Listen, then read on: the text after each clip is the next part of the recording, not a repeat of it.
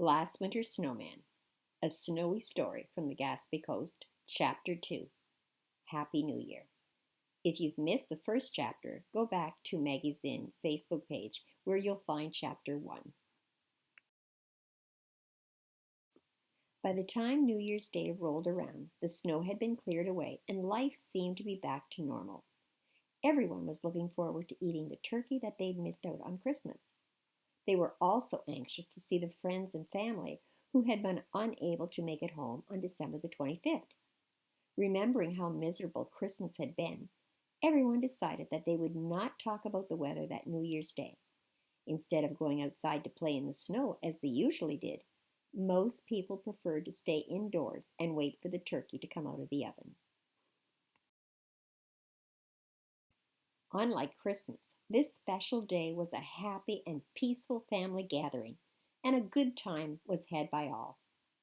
Unfortunately, that night, as they lay in their beds dreaming about their New Year's resolutions, the snow was silently falling outside and filling in the driveways once again.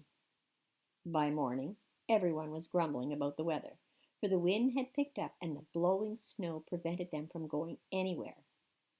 People tried to shovel the driveways to keep ahead of the heavy snowfall, but by mid-morning they gave up and went back into their houses, exhausted, tired, sore, and cranky. Plans for returning to the city were canceled, but the one good thing about it was that there was leftover turkey for supper that evening. The winds blew and whistled throughout the night, and more snow descended upon the Gaspé Coast. Looking out the windows the next morning, they knew that they weren't going anywhere again.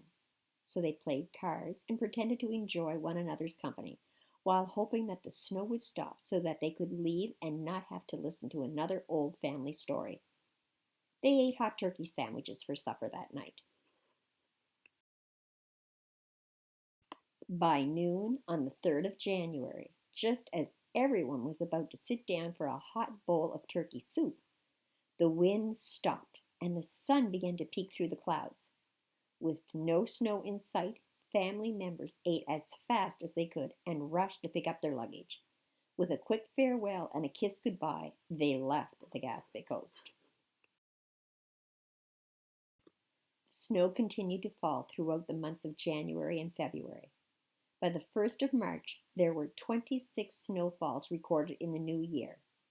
The snowplow drivers were exhausted trying to keep the roads open because as soon as one storm was cleaned up, another blizzard was on its way. The snowbanks were so high that the roads now looked like narrow tunnels throughout the many small towns on the coast. Local businesses noticed a significant drop in sales because people felt snowed in and they did not feel like shopping or going to restaurants anymore. With the schools closed so often, homeschooling became the only option for most children. But even the kids complained about the many snow days because going to school was better than spending hours sitting at the kitchen table trying to do homework under their parents' supervision. Yes, the weather that winter seemed to bring out the worst in most people on the Gaspé Coast. The snowy story of last winter's snowman will continue tomorrow with Chapter 3, which is all about making snowmen. And you'll find out how Gaspésians got together and tried to deal with their winter blues by making snowmen. And I mean a lot of snowmen.